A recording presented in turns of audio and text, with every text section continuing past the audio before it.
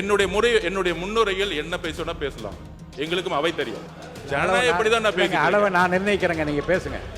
இருங்க சார், நீங்க இருங்க. நீங்க இருங்க. உட்காருப்பா. உட்காருங்க. அவங்கள உட்காருங்க. ஆமால உட்காருங்க. நான் யாரை பத்தியும் பேசலையே. தப்பு. நீங்க நான் யாரை பத்தியும் பேசல. உட்காருங்க. நீங்க எல்லாம் உட்காருங்க. இந்த பக்கம் எல்லாம் உட்காருங்க. எல்லாம் உட்காருங்க.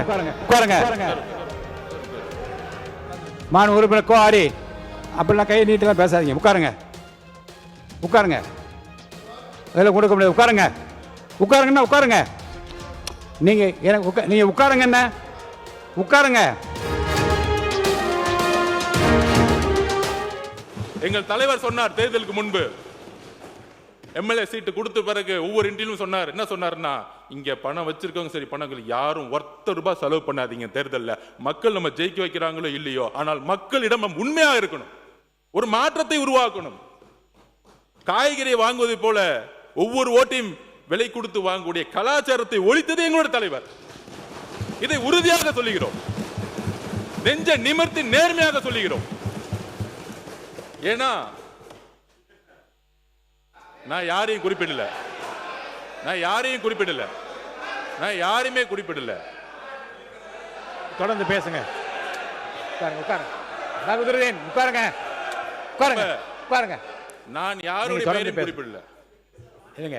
ஓட்டுக்கு வருவாருங்க. அவர் முன்னுரையை சொன்ன பிறகு வரட்டுங்க. இருங்க. என்னுடைய ஜனநாயகம் இங்க இருக்கிறது. சொல்லுங்க. ஓட்டுக்கு பணம் கொடுக்கக்கூடிய கலாச்சாரத்தை தூக்கி எறிந்தது வரலாற்றில் முதல் முறையாக தமிழக வெற்றி கழகம், எங்களுடைய தலைவர். அதை உறுதியாக நாங்கள் பதிவு செய்கிறோம். என்னுடைய முன்னுரையில் என்ன பேசணும்னா பேசலாம். எங்களுக்கும் அவை தெரியும்.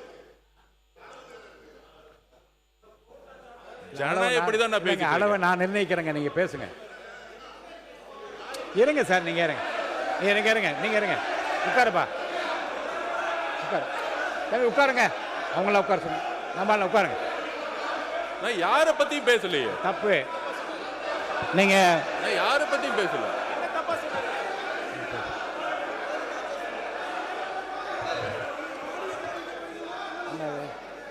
மாண்புமிகு பேரவைத் தலைவர்களே,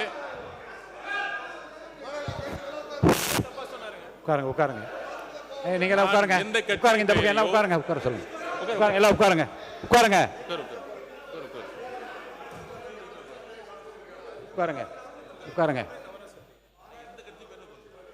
இருங்க. நீங்க உட்காருங்க. நீங்க பேசுறது அனுமதிக்க முடியாது. உட்காருங்க. இருங்க. நீ பேசக்கூடாது. அப்படி பேசக்கூடாது. இருங்க. அதாவது இருங்க, கொஞ்சம் கவனிங்க. மான் உறுப்பினர் கோஆரி அப்படிலாம் கை நீட்டெல்லாம் பேசாதீங்க. உட்காருங்க. அதெல்லாம் கொடுக்க முடியாது. உட்காருங்கன்னா உட்காருங்க. நீங்க உட்காருங்க. அது முன்னுரையாக இல்லை. இருங்க சார். நான் என்ன பேசும்போது பேசாதீங்க, குறுக்க பேசாதீங்க. பொதுவாக மானிய கோரிக்கை வருகிற போது முன்னுரையாக ஏதாவது தெரிவிக்க விரும்பினால் தெரிவிக்கலாம் என்கிற போது தலைவரை வாழ்த்தியும் அந்த பொறுப்பை உணர்ந்தும் வார்த்தைகள் சொல்வது வழக்கம்தான். இப்போது இருக்கிற நிலைமை என்ன என்றால், காலம், உடல்நிலை, முன்னாள் முதலமைச்சர் சொன்னது போல் உடல்நிலை கருதி உங்களுடைய அந்த முன்னுரையை விரைவாக நீங்கள் முடித்துக்கொள்ள வேண்டும். சொல்லிட்டேன்ல, நானே சொல்லிட்டேனே. நான் அதை தான் நான் அதை உறுதியாக சொல்லியிருக்கிறேன். அவங்க முடிப்பாங்க. அமைதியாக. என்னுடைய வார்த்தைகள் ஜனநாயக பூர்வமானது. நான் யாரையும் தனிப்பட்ட முறையில் இன்னொரு ரூலும் படிச்சிடறேன் உங்களுக்கு. ஏன்னா சில உறுப்பினர்கள் விதிப்படி நடக்கிறதா மரபுன்னு என்ன கேட்கக்கூடாது. பேரவையின் விவாதத்திற்கு வரும் எப்பொருள் மீதேனும் நடைபெறும் விவாத உரைகளுக்கான கால வரம்பை பேரவை தலைவர் தான் நிர்ணயிக்கலாம். நான் சொல்கிறேன், விரைவாக முடித்துக்கொள்ளுங்கள் என்று நான் சொல்லியிருக்கிறேன். முடிப்பாங்க. இது இப்போ வேண்டாம். எந்த கேள்வி இப்போ அனுமதியில் நீங்கள் பதில் தொடங்க.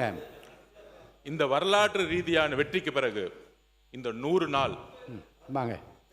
இந்த 100 நாளுடைய வெற்றி முதலில் சமூக நீதி கணக்கெடுப்பு, சாதிவாரி கணக்கெடுப்பு. எத்தனையோ கட்சிகள் சமூக நீதியை பத்தி பேசினாலும் எங்களுடைய தலைவர் தமிழக மக்களுடைய கனவை நிறைவேற்ற சமூக நீதி கணக்கெடுப்பை அறிவிப்பை வெளியிட்டிருக்கிறார். இது ஒரு வரலாறு. அது மக்கள் தொகை கணக்கெடுப்பு. சமூக நீதி கணக்கெடுப்புக்கும் மக்கள் தொகை கணக்கெடுப்பும் வித்தியாசம் தெரிஞ்சுக்கணும் சட்டமன்ற உறுப்பினர்களே.